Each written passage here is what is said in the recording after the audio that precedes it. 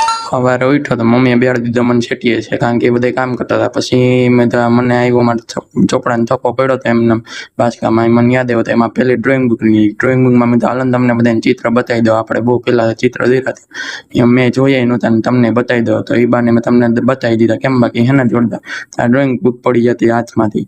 પછી પપ્પાનો ફોન આવ્યો, મેં કઈ ડ્રોઈંગ બુકને ચાવી લઈને નીકળી ગયો. ગાડીનો દરવાજો બંધ કરી ગાડી ચાવી ચાલુ કરીને નીકળો પપ્પાને તેડવા, કારણ કે એ બહાર ગામ ગયા હતા. એને તેડવા ગયો તારો વચમાં રફરસ થયો. પછી આપણે ત્યાંથી ધીમી હાંકીને આગળ નીકળતા હતા. વચમાં ખાડા કપડા બહુ આવતા હતા તોય પૂગી ગયા આપણે પપ્પાને તેડવા. એની વાટ જોતો તો બસ આવવાની હતી. પછી અમે હું પોતો રોડે તો ત્યાં 2 ટ્રેક્ટર દેખાણા. એનો ટ્રેક્ટરનો વ્યૂ લઈ લીધો. પછી આપણે આવી ગયા ઘરે. આપણી ગાડી ધનનો લઈને નીકળી ગયા. આપણે જવાનું હતું કોમ્પ્યુટરમાં. બરોબર ટાઈમ થઈ ગયો હતો. પછી આપણે ગયા કોમ્પ્યુટરમાં. ત્યાં દરવાજો બંધ કરીને આપણે હાલતા થઈ ગયા. પછી છૂટે છૂટતા ગાડી તો ધીમી હાંકવાની જ નહીં. પછી આપણે વચમાં એક કૂદતું આડું આવ્યું તો વાંધો ન આવ્યો.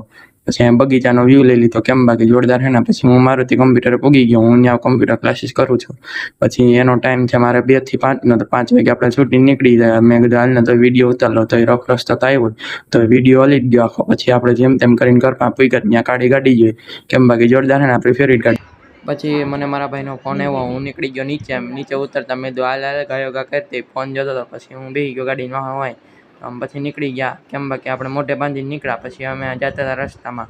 એ ભાઈ પછી નીકળતા આપણે પૂગી ગયા આંબાવાડીમાં. મેં કીધું હાલ ચિંતનમાં જા દે. ત્યાં અમે સોડા પીધી. સોડા પીને નીકળ્યા આપણે પાછા ઘરે જવા હતા. દોસ્તારનો ફોન આવ્યો. પછી અમે ત્યાં પાછા બગીચે ગયા જ્યાં ભાઈનો બર્થડે હતો. કાળું ટી-શર્ટ પહેર્યું એનું. પછી એના હાટું કેક લેવા ગયા. કેક લઈને નીકળ્યા. ઘરે આવ્યા. ઘરે આવીને ઘડીક બેઠા. પછી અમે એનો ફોન આવવાની વાટ જોતા હતા. ફોન આવે પછી અમે જવાના હતા.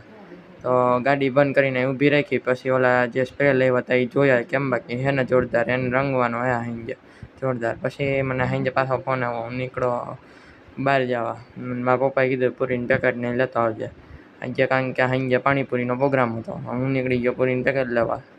ચાવી નાખીને ગાડી હાંકીને ભાગ્યો હું તો ભાઈઓ કા. કેમ બાકી જોરદાર હે ને. એ અમારી ગાડી બીજી ધનનો.